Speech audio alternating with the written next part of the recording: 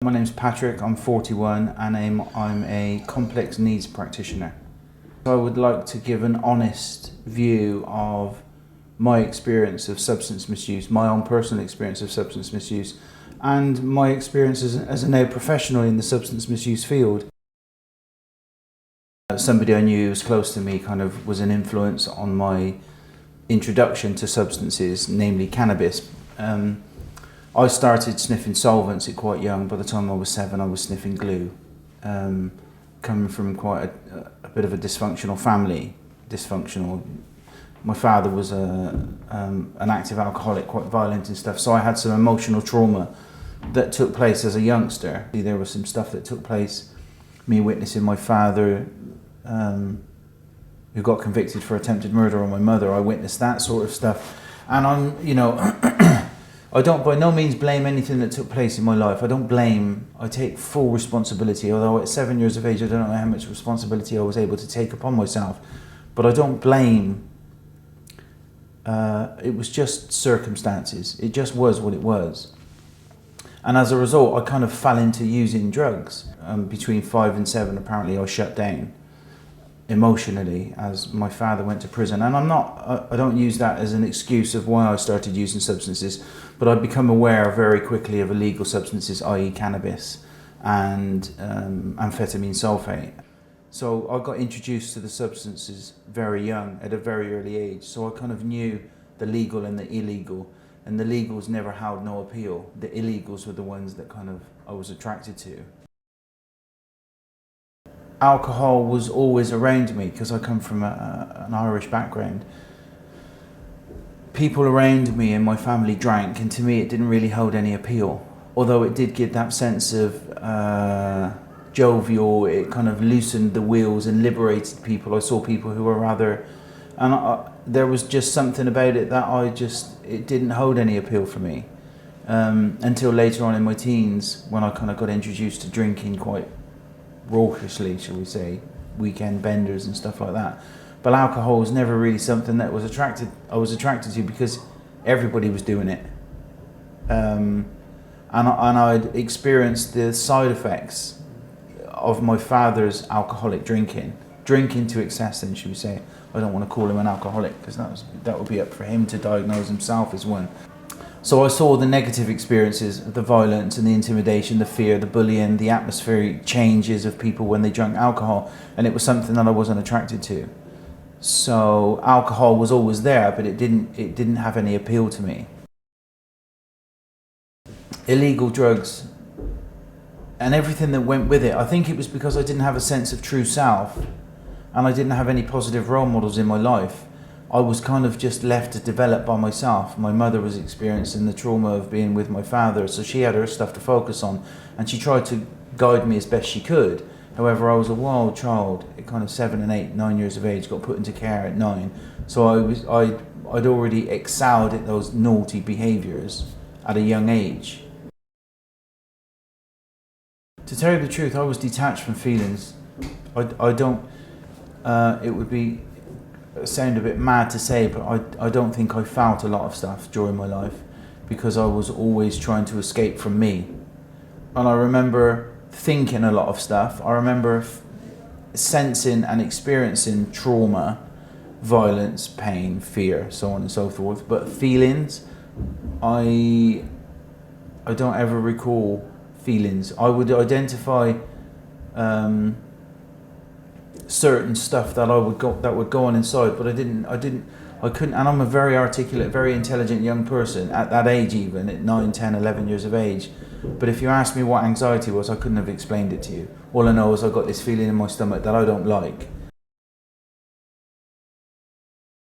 And then I started getting into mushrooms and amphetamine sulfate. And when I found amphetamine sulfate, I stopped smoking cannabis. It was like I could stay up for days, which to me was fine. It suited me perfectly. By the time I was 12, I'd already experienced the majority of the substances that were about, mushrooms, acid, cannabis, speed. I hadn't really, cocaine, heroin and crack wasn't around then. It was freebasing cocaine.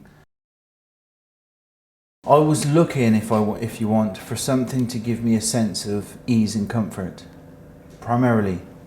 And now I've come to understand,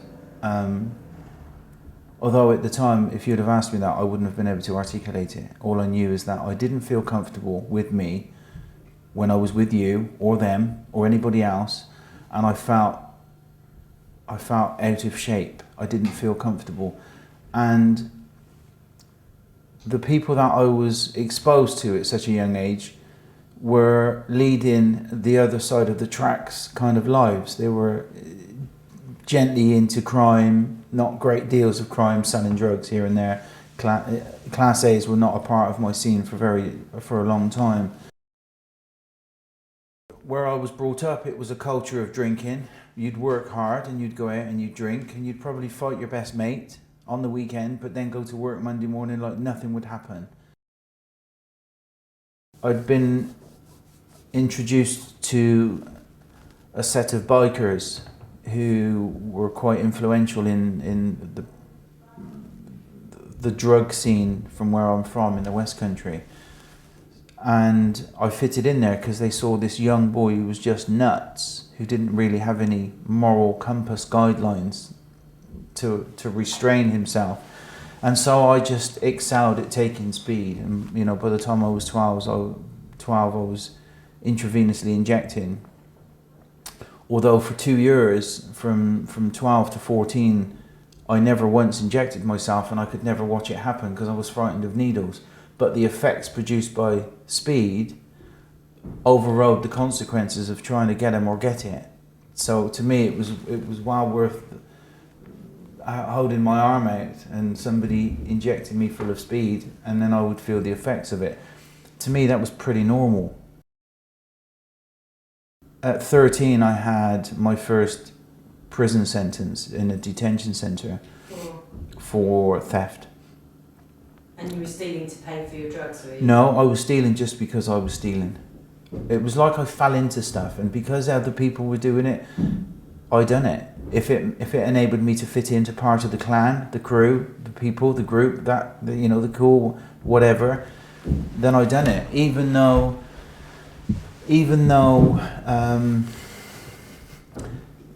obviously I was very environmentally aware and socially aware. The people that I ran with,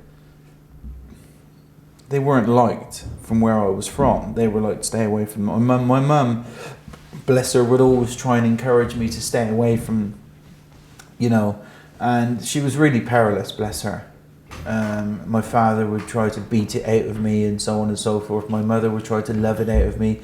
But I just truly think that I was embarking upon this course that I was embarking upon, and there was nothing that was going to prevent me completing it. And I was always aware that the drugs that I was taking were illegal. The police, I've never had a fear of the police. I've never had a fear of the law. I was completely anti-law. I always saw, and I don't know where I got these values from. I have no idea where I got these ideas from, but it was us and them mentality. My attitude towards the police was completely it was disdain. I, as far as I was concerned, it was an occupational hazard. I went out to commit crime and take drugs, and it was their job to try and catch me. And they did, lots of times, hence I was not a very good criminal. I've spent a considerable amount of years in prison as a result of it. Whilst in prison, I was exposed to more drug use. However, it was just purely cannabis until Michael Howard came into Parliament, who was the Home Secretary, brought mandatory drug testing in, which I believe, my personal opinion is, he turned everybody in prison into heroin addicts, because you could smoke cannabis and there was a real chilled air of atmosphere in prisons. People were stoned and it was all right. As soon as he brought the mandatory drug testing in, cannabis stays in your system for up to 28 days. Heroin you can get out of your system in 3 days if you flush yourself properly with water.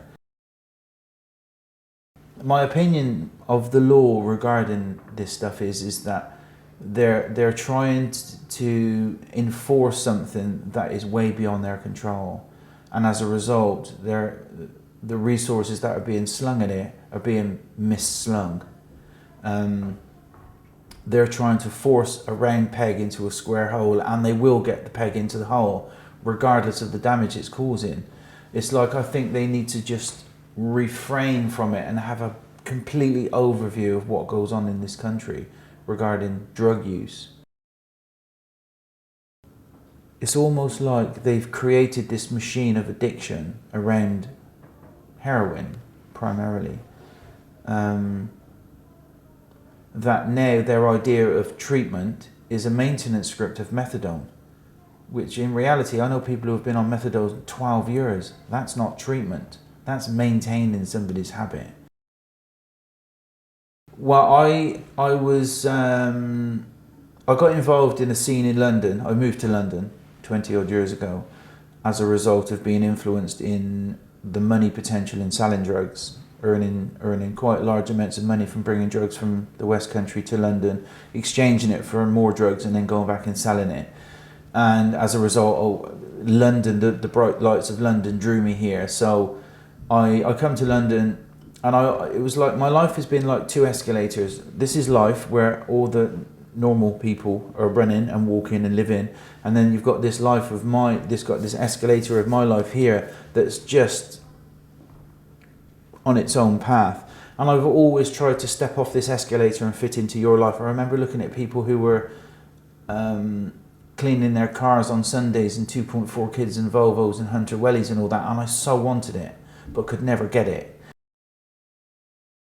So London, I fitted right into London because there's a sense of anonymity in this city. You can become lost in 25 different scenes in one pub, and so I got into lots of stuff, lots of more crime, and I wasn't yet embarking upon Class A drugs. I was selling cocaine and some ecstasy when the rave scenes come about in the early 90s. My social circumstances had changed, and the environment had changed, and the groups of people that had changed as a result of the drugs that were being influencing the people at that time.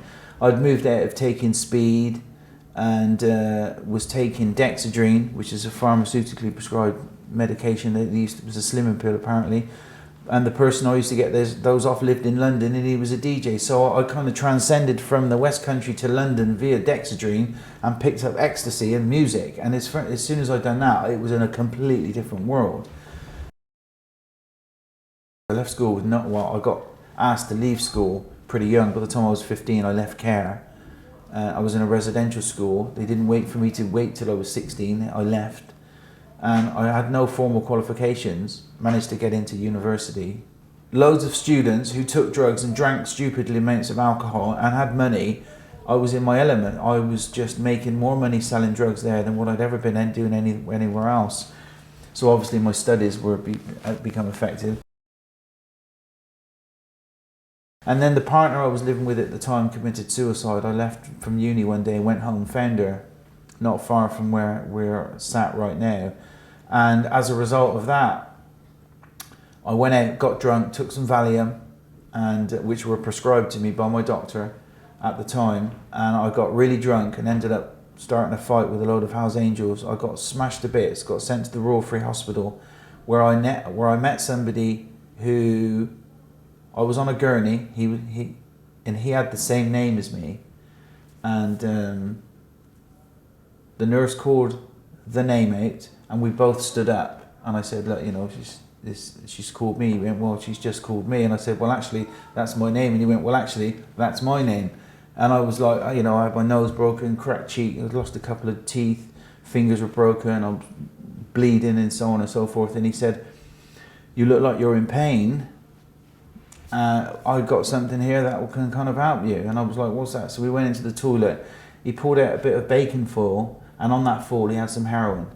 And he ran the lighter up and down the heroin a couple of times. I smoked it, and my pain instantly left, and it was like the ready brick glow. And I left the hospital with him there and then, and that was the start of my heroin habit.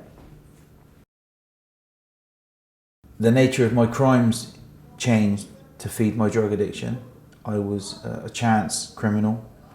in my mind, I'd like to think I was some big gangster, organised crime boss, but I was a petty thief, really, and not a very good one. Hence, I've spent considerable amount of years in prison as a result of chasing something that I would never get, to get a drug that would never fix me.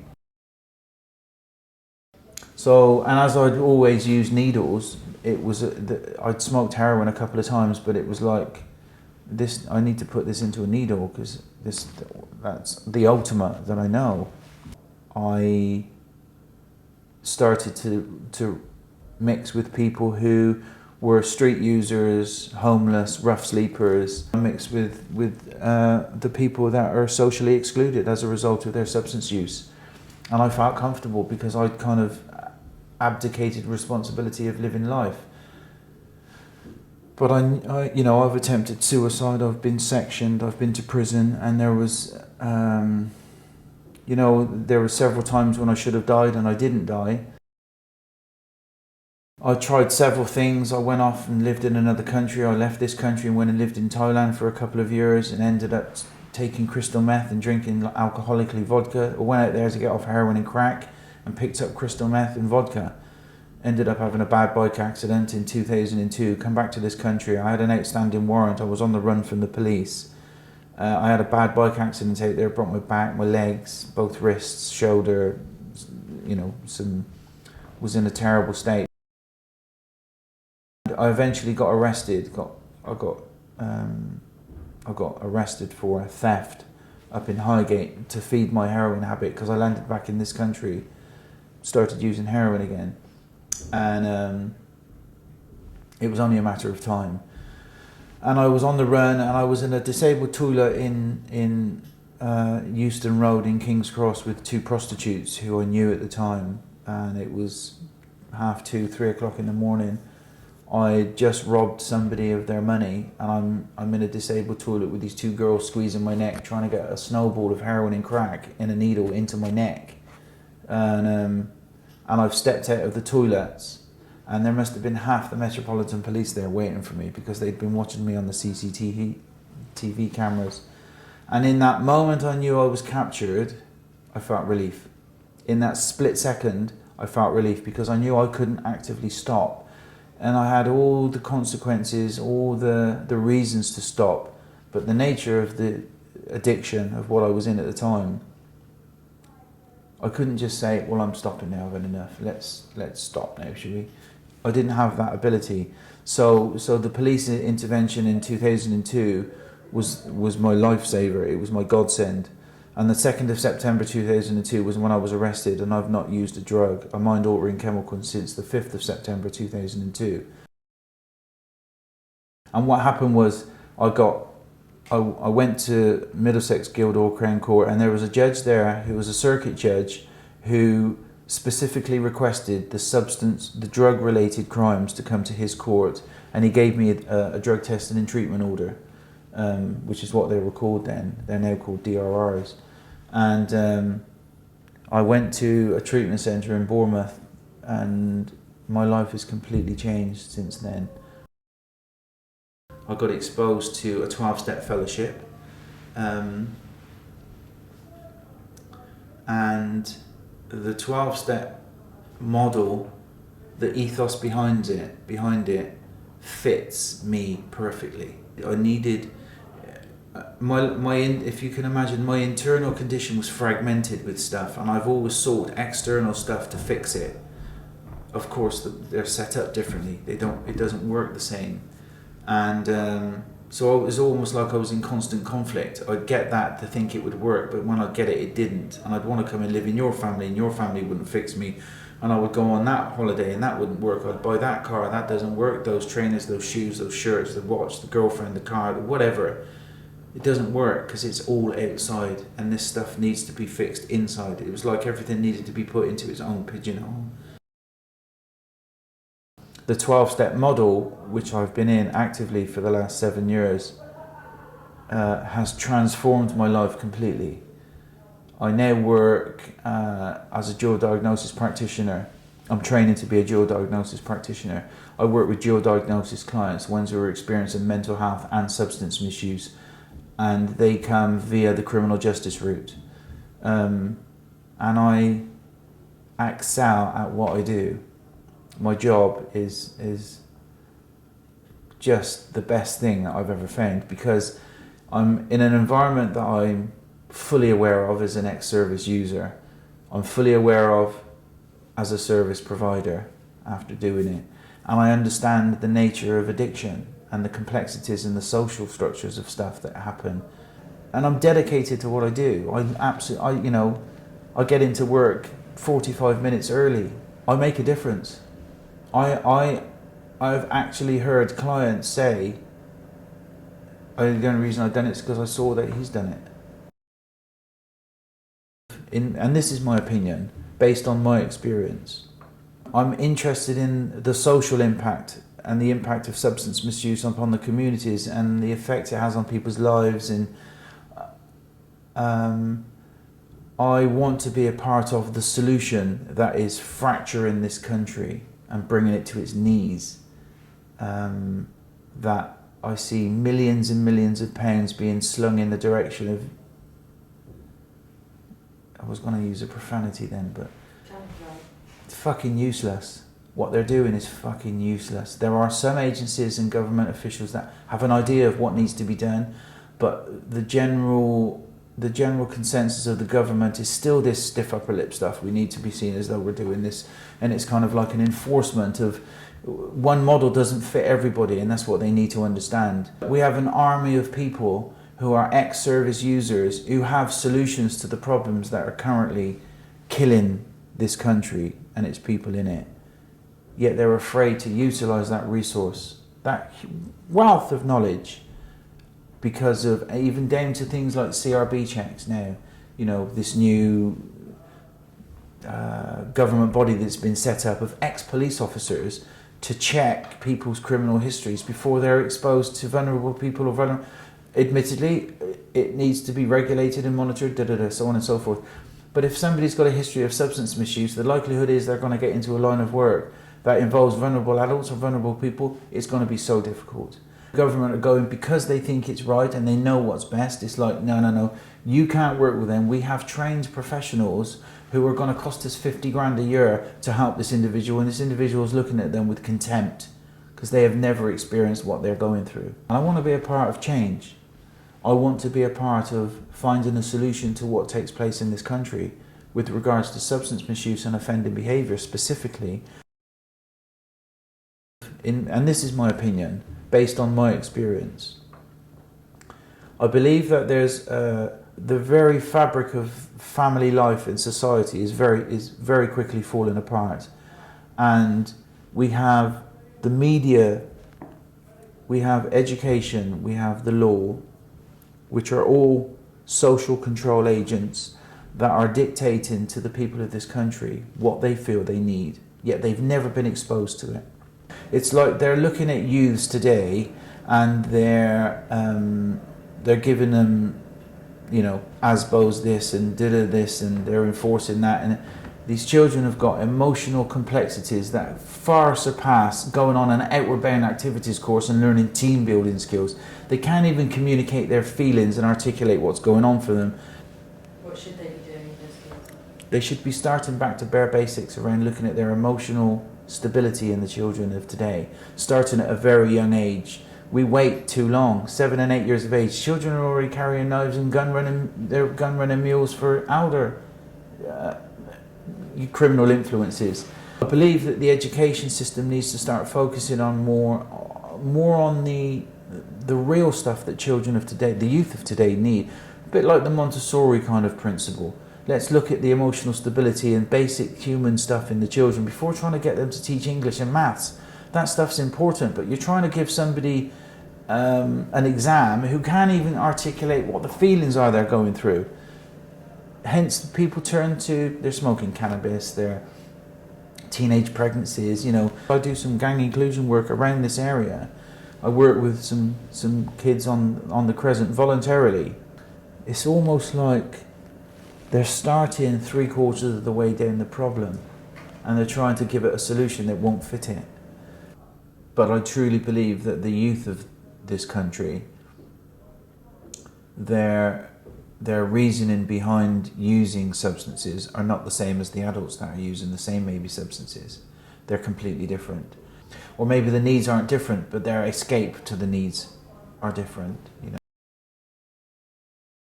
My immediate answer would be I don't know, because I don't know what it used to feel like to be me. It's like I've had a complete personality change. I've had a complete change. And I don't drink, I don't smoke, I don't take no drugs. I try not to take prescription drugs even. What it feels like is, what does it feel like? It's just, it's the bollocks. It's the best thing I've ever... I am the person now I've always wanted to be. And I do the things now I've always wanted to do. I just couldn't do them. It's almost like I have a duty of care to everybody I come into contact with today because of the damage I'd caused in my life. I think people use recreational drugs if you can... if they use them recreationally and their lives do not become affected and no one who's involved in their life becomes affected in their life, then I think all it is that there is such pressure in today's day and age of... We're in a target-driven society at the minute for whatever reason. And I think people just need an out. They just need a release. Some find it in yoga, some find it in the gym, some find it in smoking cannabis twice a day. Some people find it in drinking a bottle of wine in the evening 3 times a week. All that is all well and good. If it works for them, fine. It's when it starts to have the adverse effect of when it makes their life somewhat unmanageable, whether it be the next day or whether it be the consequences of their actions as a result of taking the substance. I think that is the line. And when that line is crossed, it has a detrimental effect upon the person. But I think ultimately there's a lot of people in society today that are seeking ease and comfort. I don't know, I probably think I wouldn't have done them because there was no element of risque about it. I think it was that non-conformity, or it was somewhat, you know, it was a bit illegal, it was a bit wrong. There was that element to it, I think. I don't know. I don't think I was corpus mentis enough at that age to really figure that stuff out. All I saw was that there was this something that was going on there that I wanted to be a part of because I fitted in, because of my behaviour fitted with the lifestyle of the majority of the people that were taking the drugs who I was with. You know, when you would try and put me into society, my behaviour, it would be highlighted and people would go, he's antisocial, he's juvenile, he's, you know, a juvenile delinquent. That was what I was called. Well, it would definitely have an impact upon the crime, without a doubt.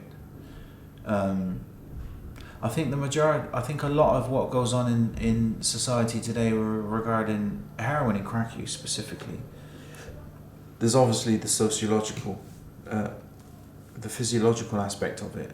With heroin, you're physically addicted to it. With cocaine, with crack, it's probably the most addictive substance known to man, cocaine, because it's a psychological addiction.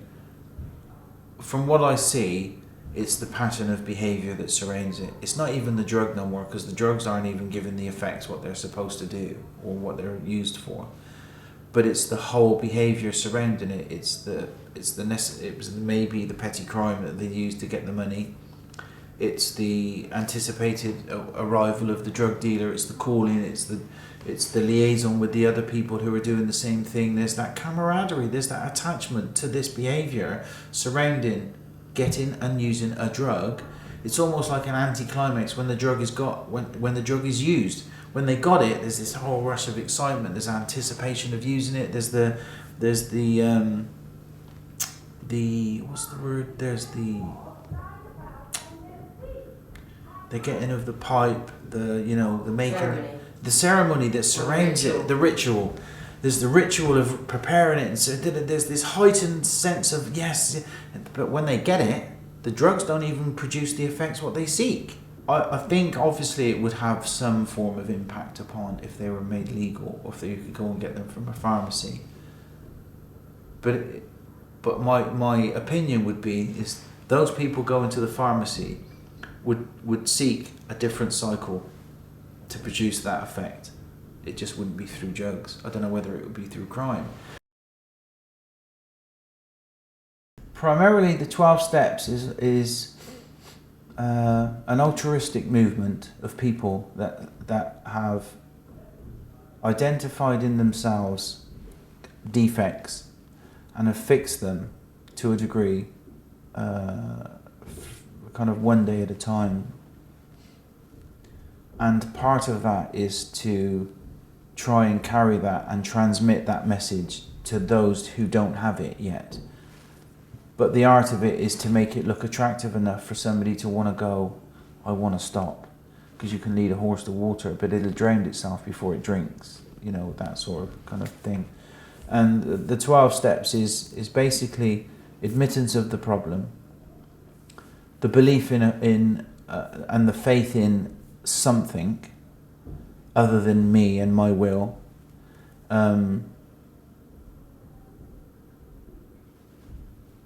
looking at my selfish and self-centered behavior, because drug addiction is the most ultimate selfish, self-centered act. Its very nature is all about, I need to get this drug and I'm sorry, I really love you dearly, however I need to get this drug first before anything happens between you and I, you know. And it's about having humility, kind of deflation of the ego, and trying to clear up the wreckage of the past that I've caused, the harm that I've caused, by making amends, which is what I spoke about earlier. And it's about trying to achieve, for me, it's about trying to achieve spiritual contentment. Because if I address the spiritual kind of cancer that goes on inside of me, the resentment, the restlessness, the irritability, the discontentment, the kind of, you know, antagonistic kind of madness that I suffer from without a chemical in me, left by myself, ultimately that's where I get to. If I address that, then mentally and physically I kind of straighten out. My pre-recovery was always about seeking outside stuff to think it would give me that internal peace of mind. Yet when I would get it, it had the opposite effect. It worked for a couple of minutes and then it was gone, and then I would be off again. And I still get it today. You know, this isn't it's a permanent solution to picking up one day at a time, providing I do what I need to do to get what I need to get. If I don't, the likelihood is I'll get restless, irritable, discontent regardless of what I'm doing. And when I get like that, my automatic default setting is to seek external comfort by, it can be anything, food, shopping, laughter, women, you know, sex, pornography, holidays, just I need to buy a better watch, I need to buy a better bike, I need shoes, trainers, fucking whatever it is. And if I continue down that line, ultimately I will exhaust every avenue, bar drinking drugs, I will exhaust every avenue, and then ultimately my experience has been I will look to drugs to give me that sense of ease and comfort, because it is an instant fix. And the 12-step principle is all about enabling others to get what we have here, what I have. Helping others gives me a huge sense of release on the days that I want to do it, because I don't wake up every day with a spiritual angel attached to me and I want to go off and help the world. I do have that every day in me. Sometimes I don't want to go and do it. So sometimes I'll go out and spend £500 on shopping, clothes, and then I'll take £400 worth back the next day. Because that's a sense of ease and comfort I get, you know. I work and I enjoy nice things. So my sense of release is now I try to build relationships and rapport with friends. I go to the cinema, I like eating out. My flat is important to me. I enjoy going to 12-step fellowship conventions, NA, AA, CA, whichever. The principle underpinning it is the same. I like to travel abroad. I'm going on holiday on the 3rd of January to Mexico and going diving for 14 days in Cancun. I've done that stuff whilst I was using, but I was never there when it took place. You know, it didn't give me, I didn't ever experience stuff. And I've done a lot of things in my life, you know, traveled all the continents, filled 4 passports, I've lived in Thailand, built a house, you know, a whole heap of stuff to try and give me that sense of ease and comfort, to try and get rid of the restlessness, the irritability, the discontentment. But it was always through outside stuff. Now, I just seem to have this position of neutrality that I sit in for the majority of the days. It fluctuates. But I've got a better understanding about myself. I kind of know how I tick. I'm aware of what my defects are, you know, the defects of character that I suffer from. I can be selfish, self-centered. The nature of disease is very kind of self-obsessed, you know.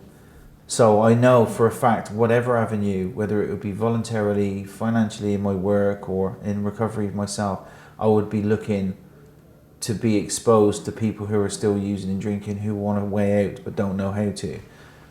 Because that is without that, I just go straight back to jail, really. It's only a matter of time. That's been my experience. When I stop doing this, I revert back to type, and my type is, I don't know what I need, but I need it, and I'm going to go and get it. I don't believe in God. You know, it isn't a prerequisite that you believe in God to come into recovery. It's just that I was so fucked that if you'd have told me anything in the beginning, it would have got me clean. I would have done it regardless. I do truly believe that there's a bigger picture that I'm not aware of, that I don't need to be aware of. As long as I do the nitty gritty bits here and there, the footwork, the bigger picture will be rosy. It'll be a lot better than what it fucking used to be. I've spent just under 15 years of my life in prison as a result of my substance misuse. I've had some, you know, horrific stuff take place in my life that I always was not necessarily the victim, but it was like, you know, I can remember almost like carrying my bag of troubles on my back as my identity and going, look, you know, this is why I am like I am. It's like, no, it's not why I am like I am. It's because I'm fucking selfish and self-centered. And the way to counteract that is to go and look to see who I can be of service to, who I can go and help for no motives. Because if I come into this thinking of what I'm going to get out of it, it goes wrong for some reason. If I come into this thinking of how I can best improve your life in whatever aspect, I walk away with priceless artifacts, and I don't know what they are, but I just walk away feeling blessed. I think the media coverage of drug use in general is very one-sided. You know, it's all about the message that they're trying to portray of what drugs do, the consequences of drugs, and so on and so forth. But I always look at the media as a social control. It's a control agent, regardless of who's at the helm. And I think they give a very tainted picture of the truth. They get on the Leah Betts dying of and it was very sad. However, why do we not publish the amount of people that die from cancer, of smoking-related illnesses, or alcohol-related diseases, which are very considerable, 100,000 a year or whatever they are. My opinion is why? It's because there's a huge amount of revenue generated from the tax of alcohol and cigarettes, tobacco. From ecstasy, there's no revenue generated whatsoever for the government. But I think the media coverage of drugs is more on the impact of drugs and the negative aspect of them. Drugs are negative. I'm not disputing that. That's not my point. But I think they should give a